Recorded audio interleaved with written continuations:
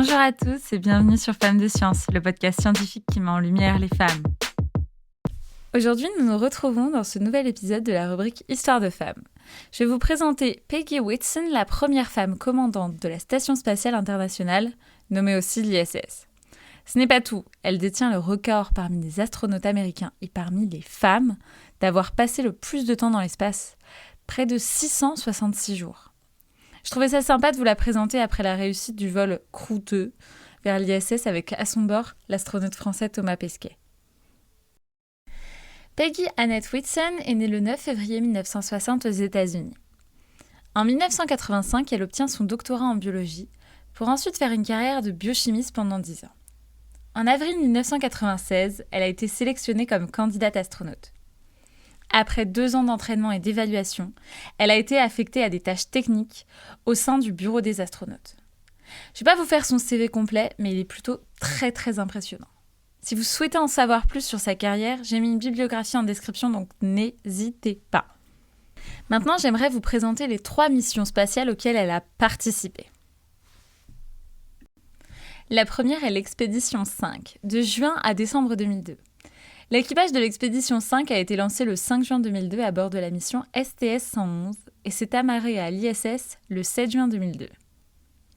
Au cours de son séjour de 6 mois à bord de la station spatiale, Whitson a fait l'installation de plusieurs éléments importants et a effectué une sortie extravéhiculaire de 4h25. Cette sortie, c'était pour installer le blindage contre les micrométéorites sur le module de service Svezda. Cependant, pour la petite histoire, la première couverture de blindage s'est échappée. Ce petit accident rare leur a fait une belle frayeur. Heureusement pour eux, ils ont pu obtenir une seconde couverture dans l'ISS qui a pu être installée. Au cours de son séjour, elle a été nommée premier officier scientifique de la NASA et a mené 21 investigations dans le domaine des sciences de la vie humaine et des sciences en microgravité. L'équipage d'Expédition 5, un astronaute américain et 2 cosmonautes russes, est revenu sur Terre à bord de la mission STS-113 le 7 décembre 2002. Au terme de son premier vol, Peggy Whitson a passé 184 jours, 22 heures et 14 minutes dans l'espace. La deuxième mission spatiale est l'expédition 16, de octobre 2007 à avril 2008. L'équipage de l'expédition 16, composé de Peggy Whitson et du cosmonaute Yuri Malenchenko, a été lancé le 10 octobre 2007 à bord d'un vaisseau spatial Soyouz et s'est amarré à l'ISS le 12 octobre 2007. Le poste de 3e membre d'équipage de cette expédition a été occupé par des astronautes effectuant des rotations via des vols de navettes.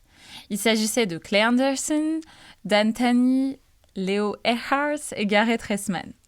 En tant que commandant, Whitson a supervisé la première expansion de l'espace de vie et de travail de la station depuis plus de 6 ans.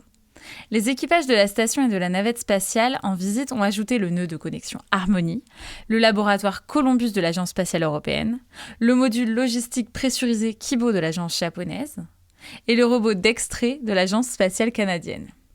Whitson a effectué 5 sorties dans l'espace pour réaliser des tâches d'assemblage et d'entretien à l'extérieur du complexe.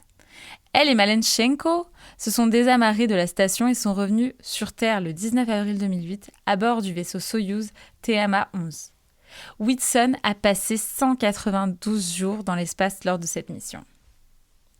Enfin, la dernière expédition de Whitson a commencé le 17 novembre 2016 et a terminé le 3 septembre 2017.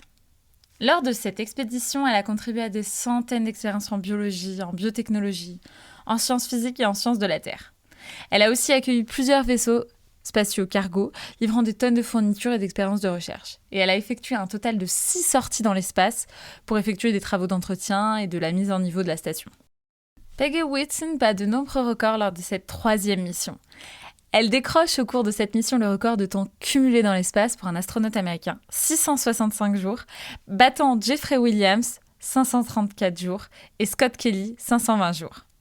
Elle devient aussi la femme ayant passé le plus de temps cumulé dans l'espace et la détentrice de la plus longue mission féminine, 289 jours. Avec 10 sorties extravéhiculaires, Peggy Whitson bat le record féminin détenu précédemment par Sunita Williams du nombre de sorties et du temps passé dans l'espace, 60 heures. Elle est à cette date la femme la plus âgée ayant séjourné dans l'espace et la seule femme ayant commandé la Station spatiale internationale, à 2 reprises en plus. Voilà, j'espère que ce nouvel épisode vous aura plu. Il est un petit peu plus court, avec un petit peu plus de détails techniques, mais je trouvais qu'il se collait bien avec l'actualité. Donc voilà, j'espère que ça vous a plu. Je vous souhaite une bonne soirée ou une belle journée. Bye bye!